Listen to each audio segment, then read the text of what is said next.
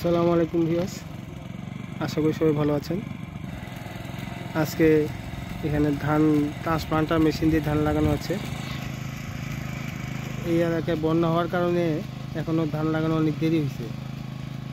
আর গতকালকেও এখানে কমর পানি ছিল, আল্লাহর রহমতে আছে পানি কমে গেছে। তো প্রায় এইটুকু পানি আছে এখনও, এর মধ্যে আমরা লাগাচ্ছি। যদিও খুব একটা সুন্দর হচ্ছে না, কারণ হচ্ছে মাটি নরম হওয়ার কারণে যখন এই যে মেশিনের ট্রেটা, দুই পাশে দুটো ট্রে আছে, এই ট্রে যখন যায় মাটি যখন সরে যায়, যখন সরে গেলে তখন চারাগুলা হেলা পড়ে।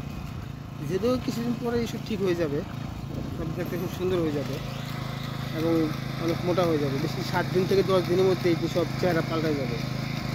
এটা অনেকে দেখলে মনে করতে পারে যে না, আসলে চারা লাগানো খারাপ হচ্ছে, আসলে তা না। তো চারা লাগানো হচ্ছে,